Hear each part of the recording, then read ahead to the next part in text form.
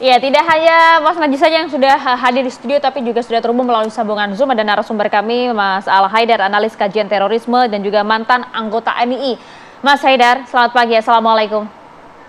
Waalaikumsalam.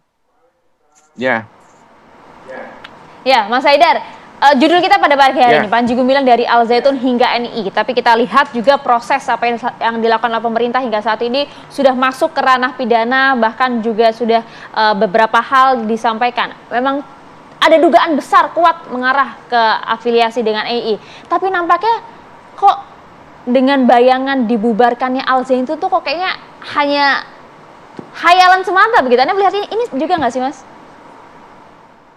iya. Saya kira memang kalau Al Zaitunnya itu sendiri sebenarnya sebagai sebuah lembaga pendidikan sebenarnya tidak begitu bermasalah ya. Walaupun kemudian misalnya Panji Gumilang dicokok atau dibawa ke pengadilan, itu sebenarnya lebih karena untuk menyelesaikan persoalan-persoalan pidana yang sudah dilakukan oleh Panji Gumilang. Jadi saya kira kalau untuk Al Zaitunnya itu sendiri sebenarnya masih bisa terus beroperasi, tapi pemerintah memang harus mengambil alih beberapa urusan-urusan administrasi dan juga masalah kurikulum, masalah pengajaran, dan lain-lain sebagainya. Yang menjadi persoalan banget itu adalah sebenarnya adalah karena tindakan pencucian uang yang dilakukan oleh Panji Gumilang ini, karena untuk membangun sebuah mahat atau kampus yang sangat besar itu membutuhkan dana, dan dia selalu berbohong dengan sumber dana yang dinyatakannya itu berasal dari umat biasa begitu. Padahal itu adalah berasal dari khusus umat NII KW 9. Jadi ini merupakan sebuah kebohongan publik yang dilakukan oleh Panji Gumilang, dan kemudian Ya, bahkan hingga kemarin saja masih dia dibantahkan oleh Panji Gumilang. sebenarnya memiliki kedekatan dengan pihak intelijen yang membackingi operasi Panji Gumilang selama ini di teritorial ataupun di wilayah NII yang ada di seluruh Indonesia. Nah, saya kira ini yang menjadi problem yang harus diselesaikan oleh pemerintah. Selain itu, kita harus tahu bahwa Panji Gumilang ini adalah orang yang menganut ideologi Isa Bugis. Nah, ideologi Isa Bugis ini merupakan ideologi kombinasi ataupun sinkretisasi ya dari berbagai agama. Jadi ada agama Islam, ada agama Yahudi, ada agama Kristen. Kemudian juga ada beberapa ideologi besar seperti komunisme, sosialisme, kemudian Leninisme, Marxisme ya. Kemudian juga metode-metode yang dilaksanakan di NII Al Zaitun ini memang agak berbeda dengan di kampus Mahat Al Zaitun, karena kalau kampus Mahat Al Zaitun itu sebenarnya lebih dominan diterapkannya metode atau kurikulum dari pemerintah. Sementara kalau di NII KW 9 itu sendiri atau di Idariyah, di teritorialnya itu mereka lebih banyak menerapkan prinsip-prinsip Isa Bugis itu. Nah, ini berbeda sekali ideologi Isa Bugis ini dengan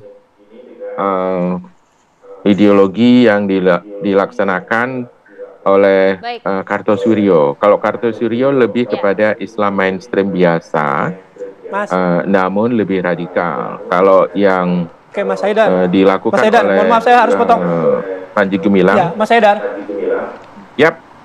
Mas Haidar, berarti tadi ketika Mas Haidar menyampaikan bahwa ada backing atas Panji Gumilang atau Al Zaitun, itu terkonfirmasi ya, Mas ya? Ada buktinya, Sehingga datanya jelas ya, Mas ya? Seolah-olah sulit tersentuh. Ya, seolah-olah jadi sulit tersentuh. Tapi dia memang dibackingi oleh intelijen. Tapi dia sendiri sebenarnya bukan intelijen. Jadi dulu banyak orang mengira bahwa dia adalah bagian organik dari intelijen. Saya berkali-kali juga menyatakan bahwa setelah kita lakukan studi, dia bukan bagian organik dari intelijen. Karena yang namanya intelijen itu biasanya bermain di belakang dan tidak suka tampil di depan. Oke. Jadi kalau dia suka apa, tampil Mas? di depan Intelijen itu kan biasanya banyak ya di satuan. Ya, memang ada banyak macamnya ya. Tapi kita memberanikan diri pada waktu itu. Ini merupakan kita mengajukan terus ke ranah hukum karena kita yakin sekali ini akan menjadi kasus kedua di mana intelijen atau yang di backing intelijen itu bisa berhasil dibawa atau diseret ke pengadilan. Yang kasus pertama kan Polikarpus ya. Ya, Mas Haidar, sampai di situ dulu. Saya mau ke Mas Najih. Mas Najih tadi sampaikan kalau Al Zaitunnya sih sebenarnya aman sesuai dengan kurikulum Kementerian Agama, jadi tidak perlu dibubarkan. Anda sepakat dengan hal ini? Tidak sepakat. Makanya saya kecewa ketika mendengar pernyataan terakhir dari pemerintah bahwa mereka tidak akan mengurus Al Zaitun. Saya di sini melihat bahwa negara dan masyarakat kalah. Kalau Al Zaitun tidak dibubarkan. Memang ada apa dengan Al Zaitun ya, ponpesnya? Ya kan bagaimanapun ini kan lembaga yang didirikan oleh Panji, seorang NII yang ideologinya bermasalah. Dan Panji adalah pemimpin yang absolut di situ. Gitu. Artinya kalau untuk apa kalau Panjinya ditindak kemudian gerbongnya tetap bergerak. Dan secara akan terus menjadi persoalan. juga itu banyak disusupi oleh NII? Betul, pasti dong. Kan memang ini lembaga didirikan oleh NII. Jadi saya kira pemerintah ini jangan main-main lah. Pemerintah jangan menutup mata terhadap aspirasi masyarakat. Karena desakan untuk membina atau bukan hanya membina ya, artinya mungkin langkah paling bijak mungkin merestrukturisasi minimal mengambil alih. Ini diambil alih oleh pemerintah. Karena kalau tidak ya sekali lagi pemerintah saya kira harus serius lah menangani persoalan ini. Kalau memang tidak ingin persoalan ini berlarut-larut. Mau sampai kapan? Ini udah 30 tahun, hampir 30 tahun persoalan ini gitu. Dan NII sejak awal berdiri sampai hari ini tidak pernah ditetapkan oleh pengadilan sebagai organisasi terlarang. Padahal yang baru berdiri seperti JI, JAD semuanya sudah. Berarti gitu. ya semangatnya Pak Wapres itu ya Kiai Haji Ma'ruf Amin yang nggak akan dibubarkan, dibina saja artinya ya kalau membina kan dari dulu sejak awal kan ini binaan. Mau sampai kapan gitu. Ya. Mas Haidar. Masalahnya kita ini kan negara Pancasila yang beragama, bukan negara sekuler yang membuang agama gitu. Percuma juga Mas Haidar kalau kemudian si pimpinannya Panji Gumilang diproses, namun ternyata gerombolan ini juga masih berada di dalam Ponpes Al Zaitun. Iya, gerombolannya tinggal sedikit sebenarnya yang ada di Ponpes Zaitun. Dan ada beberapa mu'adof ataupun pekerja-pekerja kasar yang ada di Mahat Al Zaitun itu yang masih NII KW 9. Tapi banyak dari mereka itu sudah melarikan diri sebenarnya sejak kasus ini mencuat ke permukaan. Dan kelihatannya mereka ketakutan ya akan ditangkap atau apa. Karena mu'adof ini sebenarnya adalah orang-orang yang memiliki nama dua ya, nama KTP dan nama Sani namanya.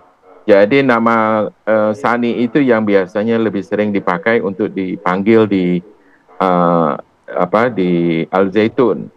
Jadi orang-orang ini sendiri sudah banyak yang melarikan diri, tapi kalau ada yang tidak melarikan diri, memang ada beberapa yang masih bisa dibina sebenarnya. Tapi bukan elitnya. Kalau elitnya beberapa orang yang lain itu juga sudah dipecat ya oleh Panji Gumilang sendiri seperti Imam Supriyanto dan sebagainya.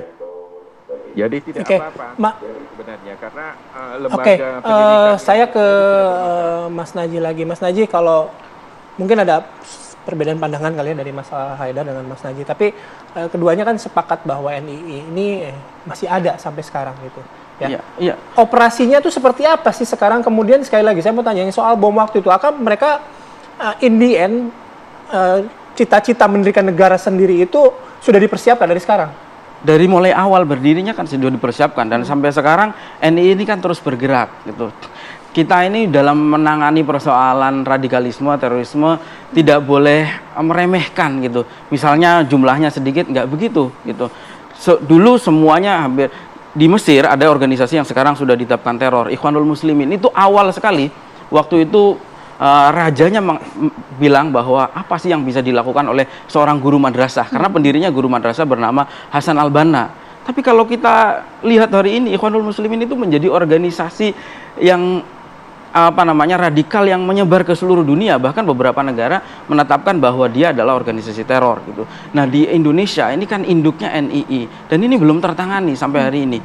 Padahal anak-anaknya seperti JI, JAD itu sudah ditetapkan sebagai organisasi terlarang. Karena itu saya kira selama tidak ditindak, mereka sekarang kan membangun kekuatan terus-menerus. Dan kalau kita mengikuti perkembangan Densus 88 maupun BNPT ini kan banyak sekali menindak NII di daerah di Sumatera Barat. Beberapa orang bahkan adalah murid langsung Panji Gumilang tahun 2008. Tapi elitnya tidak, 2000, gitu ya? Nah, elitnya tidak. Ini yang jadi persoalan. Jadi